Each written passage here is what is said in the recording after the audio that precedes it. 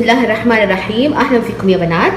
اليوم راح اسوي اللي هي كبده اللي انتم حابينه، كبده حاشي، كبده غنم، طبعا على اصولها، على الطريقه اللي خلينا نقول قديمه جدا. هنا ايش معايا هنا يا بنات؟ دهن الغنمه نفسها، اوكي. وهنا معايا حبه طماطم مفرومه ناعمه، وكمان قرنين فلفل اخضر. تبغوا تزودوا يعني حار ممكن، ما عندكم مشكله.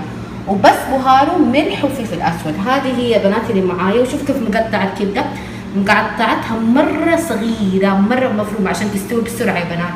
هذه هي التقطيعه المفروض تقطعيها. بسم الله. رجعنا ثاني يا بنات. دحين انا ايش سويت؟ حطيت الدهنه اوكي زي ما هي. طيب هذا الزيت كله منه، هذا سنام على فكره، هذه كبده جمل يا بنات قبل ما انسى. وهذا السنام حقه اوكي. هذا الحلو فيه انه اكله مره صحيه يا بنات خلينا نقول. وهذا كمان ايش دحين هسوي فيه؟ حصفيه وارميه اوكي. دحين يا بنات ايش سويت؟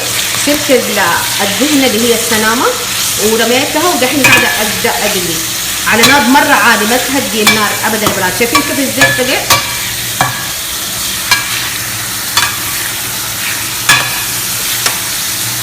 معلش يا بنات عشان قاعده، شايفين اليوم جوزي قاعد يساعدني عشان انا اللي قاعده اسوي. شايفين كيف؟ بس ملح وفلفل اسود. شايفين كيف التقطيعه كيف يا بنات؟ مره صغيره زي ما قلت لكم يا بنات، على نار مره عاليه عشان ايش؟ ما ينزل مويه.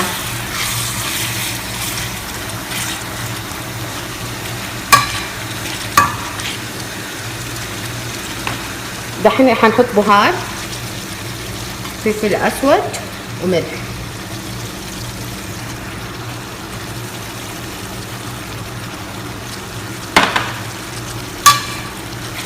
دحين انا ايش حطيت؟ بس حطيت البهار وحطيت الفلفل الاخضر. دحين ححط حبه الطماطم. شايفين كيف فرمتها؟ يعني فرم خلينا نقول متوسط، مو ناعمه مره مو خشنه مره. بس هحركها كده تحريكتين واغطي عليها. كده خلاص يا بنات استوت. واتمنى يعني تعجبكم اليوم. الاكله مره سهله وسريعه وحلوه، عشاء فطور يا بنات، وتنفع غدا وبالعافيه. والبنات لا تنسون اللايك والسبسكرايب، ومع السلامه.